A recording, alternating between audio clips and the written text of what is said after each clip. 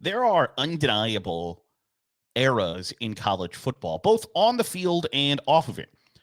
On the field, you can go, you can look through the wishbone era, triple option era, the I formation era, the pro style offense era, the spread offense era, the air raid. You can see the changes, the trends, and you get a feel for where the game is going. Off the field, you get trends as well, where you get it's not documentary. You get a film about the Junction Boys and how hard Bear Bryant coached his team at Texas A&M, and all of those. And you see the kind of Wild West era where SMU gets their program taken away because they were breaking the rules so badly. And then you saw that crackdown on blatantly paying players. Now, players got paid, whether you like it or not, but they did. They got paid after SMU happened and all of those things, but it wasn't so flagrant and flamboyant. And that money started going away from the players and being invested heavily into facilities. And I don't think it's all that outlandish to say that the facilities era of college football is over. We are now moved into the NIL era, where all of that money, where the millions of dollars that went to scoreboards and locker rooms and practice fields and whatever you could slap somebody's name on to get them to give you some money, I think that era, for the most part, is over. You're still going to see some of those projects. It's just going to be that the schools are going to have to fund those facility upgrades. I think the days of $150 million locker rooms and $300 million $300 million weight rooms and practice fields and all of those things that have been funded by boosters are going to go by the wayside. And not necessarily by the wayside. It's just that a lot of that money, I think, is going to be funneled to the players in NIL, because undeniably that's going to be where the recruiting advantages are. Now, again, at the same time, I know that when NIL first came out, everybody freaked out and said, oh, you're going to be able to buy teams and it's just money buys championships, blah, blah, blah, blah. Yes, to a point, but if that were the case, the Yankees and the Dodgers would win a World Series every year. You still have to have chemistry. You still have to have the right pieces here and there, all of those things. And you've heard it from the sports kind of highest steeples, where Nick Saban says, I spent my entire career developing players. That's what we built our brand on, was come here to Alabama. I'm going to coach you up for 3 or 4 years, and you're going to go to the NFL prepared and ready to play in the NFL. And it's a smart brand to build. Hey, do you want to get paid someday? You want a second contract in the NFL, a third contract in the NFL? Come to Alabama. I'm going to teach you. You're going to be my protege, and I'm going to put you in the NFL, and you're going to make lots of money. Where now that has rolled downhill to, I can get you paid in college. And for all of the ways we denigrate kids these days, and it being a microwave society and nobody wants to go through the process or the journey, etc.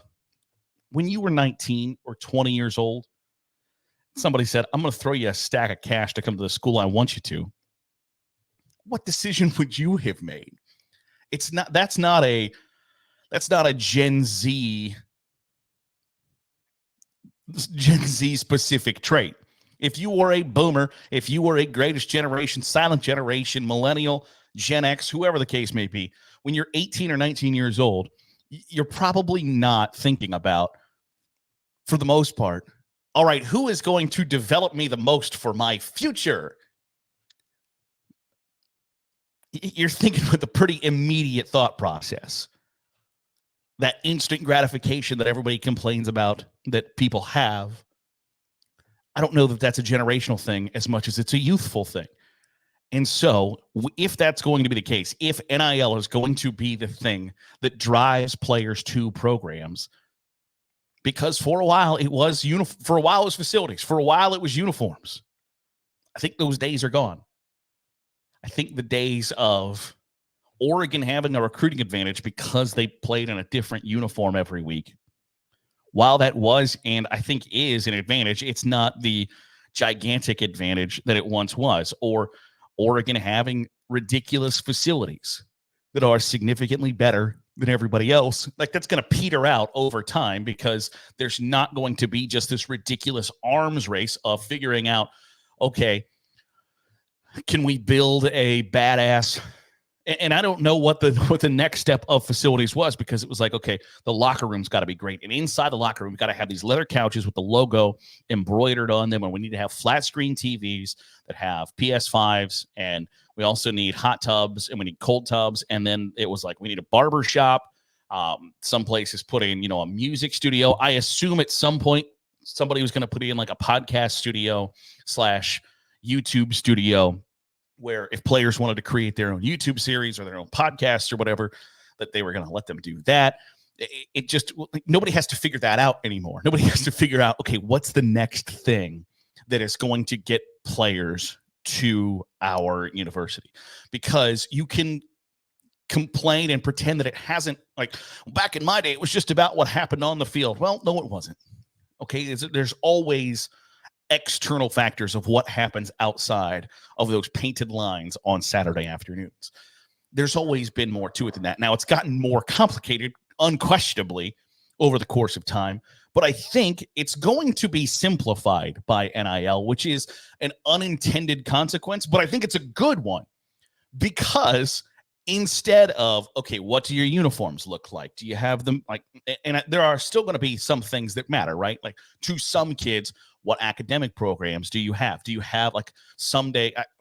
I live in an area where there is it's basically a grown-up technical college, right? Like, it started as an ag diesel HVAC college and has now moved up to, you can get your MBA at this university, but its roots are in agriculture, in trade school, etc. And this kid was being recruited to play basketball, and eventually had committed and said, yep, I'm going to come there.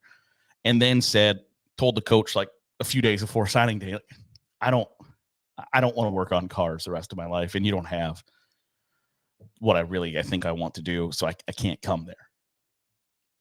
It's still going to matter to the right major. And at these major universities, you don't have a situation where they might not have a great astronomy program or whatever, but for the most part, you can get whatever degree you want at a D1 college.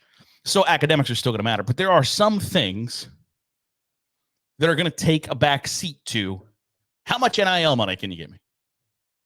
It's going to be that simple for a lot of people. I don't necessarily care about proximity to home. I don't care about academic prestige. I don't care about a lot of things. I don't care about your uniforms. I don't necessarily care about my position coach. I don't care about the coordinator. What can you offer me right now monetarily that's going to get me to your program?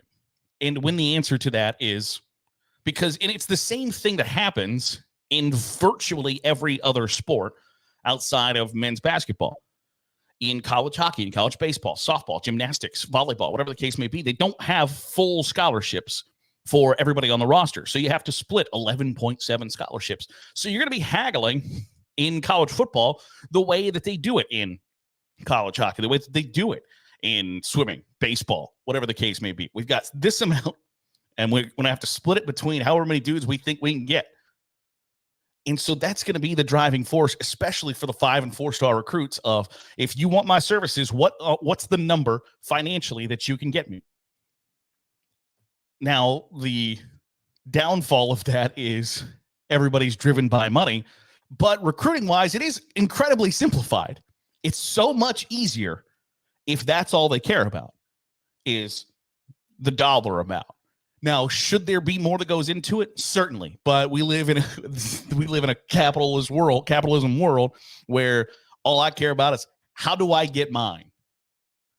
And for better or worse, that's what we're in right now. And so that has to be funded by somebody. And so when rich guys who are used to putting their name on something with their donation can now pat their buddies on the back and be like, you see that guy that just ran for that touchdown? Well, the left guard who pulled the kick out that defensive end, he's on my NIL money. And that running back, on my NIL money. Or if a wide receiver catches a Hail Mary touchdown from a quarterback, somebody can say, my money brought that guy here. And that sure beats a badass scoreboard now, doesn't it? I think so. But it's certainly going to change things in college football. And it already has changed things in college football. And we're firmly in the NIL era. Just depends on how long it lasts. Well, it doesn't depend. We'll see how long it lasts. That'll do it for today's episode of the Daily Huddle. Appreciate you making us a part of your day, however it is, wherever it is you're doing so. If you're watching on YouTube, hit the subscribe button. Make sure you're getting all the great college football content that we're pumping out here on Saturday Glory. If you're listening on the podcast feed, drop a 5-star review. It goes a long way in helping out the channel. I'll see you on Sunday here on the Daily Huddle with Saturday Glory.